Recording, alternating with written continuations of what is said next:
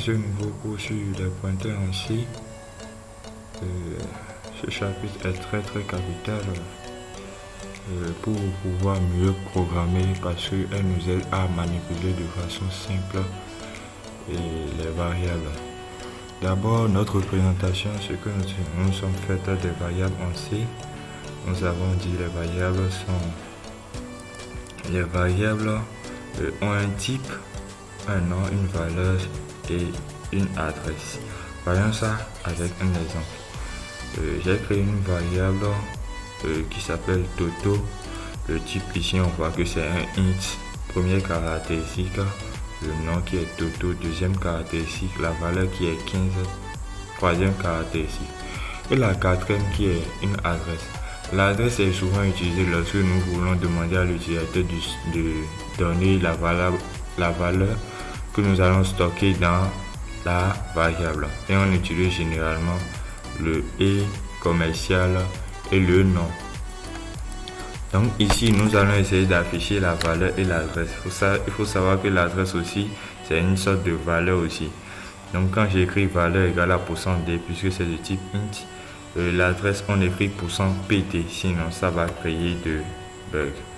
Donc quand j'essaie d'afficher, je vais aller à la ligne ici, anti/n. Quand j'essaie d'afficher ici,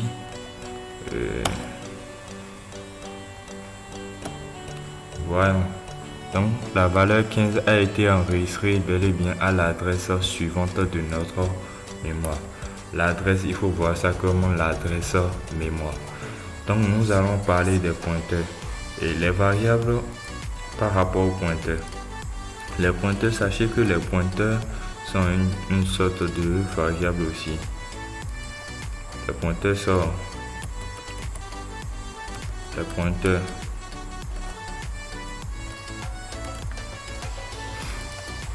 Les pointeurs, il faut les voir comme une sorte de variable, une variable spéciale, mais lui, il a un type.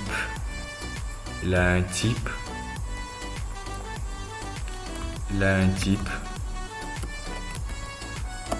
Il a un nom,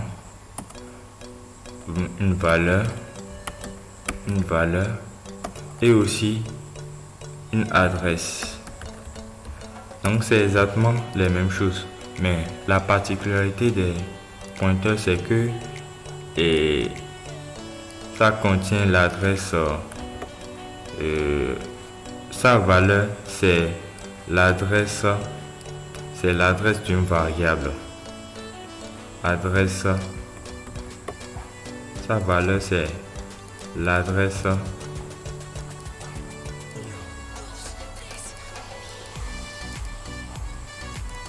ne me donne pas la main pour écrire.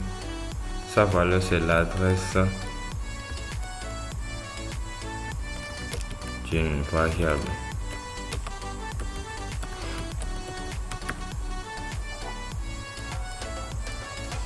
Donc voyez ça comme cela. Donc pour me résumer, un pointeur c'est une variable qui a un type, un nom, une valeur et une adresse. Sachez que la valeur que ça contient, c'est l'adresse d'une variable. L'importance des pointeurs, à quoi nous servent les pointeurs, réside dans le fait que nous voulons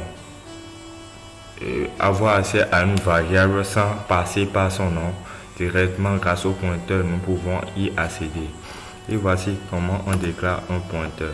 Si c'est un pointeur qui pointe vers, on parle de pointeur qui pointe vers un entier, ça veut dire que ça contient l'adresse d'un entier. Voici comment on déclare ça. Vous écrivez int étoile, le nom du pointeur. Je crée nad, point virgule. Là, je viens de faire ce qu'on appelle déclaration. Je viens de déclarer un pointeur. Déclarer un pointeur de type int. Maintenant, si je veux que ce pointeur pointe vers la valeur Toto, qu'est-ce que je fais? J'écris nad égale à le et commercial Toto.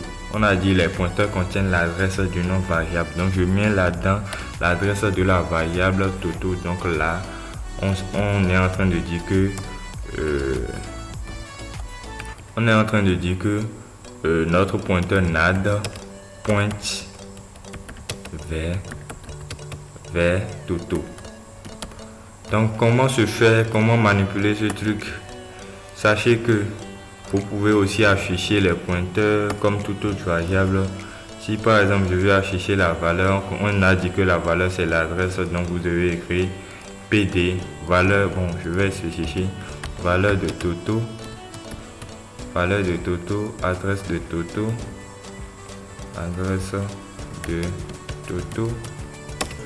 Maintenant ici c'est valeur de NAD et ici c'est adresse de NAD. Donc comme toute autre variable, nous pouvons aussi afficher NAD. Donc NAD, pour l'afficher, sa valeur c'est 1 et ça contient l'adresse, donc je dois écrire %PD et son adresse aussi ça doit être 1% PD. J'écris NAD ici et ici et NAD pour afficher son adresse. Donc quand j'exécute ceci, vous allez voir la valeur de Toto c'est 15, son adresse c'est Toto, la valeur de NAD c'est ceci. Si vous constatez, les deux là sont les mêmes choses puisque NAD pointe vers Toto, ça contient l'adresse de Toto. Et enfin NAD aussi a a son adresse qui est propre à lui. Donc à quoi nous servent les pointeurs? Donc c'est là on va parler. Sachez que grâce au pointeur, en écrivant étoile le nom du pointeur, étoile NAD, sachez que vous êtes encore en train d'écrire Toto. Donc si je veux afficher Toto ici maintenant grâce au pointeur, il suffit de mettre étoile ici, valeur de Toto. Si je mets étoile NAD ici, ça va m'afficher 15. Excusez, ça va m'afficher 15. Donc je compile pour voir, mais je dois changer ici, ça doit être %D. CTRL S, je compile. Vous allez voir, ça fait 15. Donc qu'est-ce qu'il faut garder des pointeurs? Il faut garder que la syntaxe c'est quoi? Type étoile, le nom du pointeur, si vous voulez déclarer. Après ça, vous mettez les points virgules comme d'habitude. Il y a l'initialiseur du pointeur, fait que sa variable ça pointe. Donc on écrit nom du pointeur.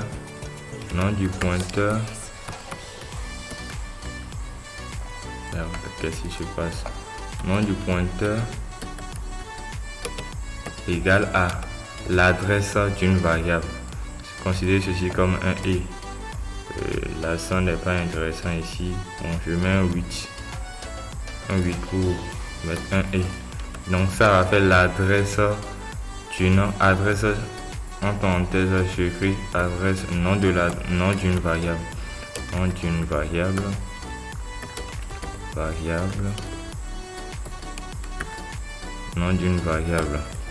point virgule. Donc ici on met l'adresse du nom variable. Et enfin, après ces deux déclarations, sachez que partout dans votre programme, si vous voulez appeler, c'est mieux que je définisse une variable d'abord, une variable de même type va. Donc ici, sans se gêner, on écrit et commercial va.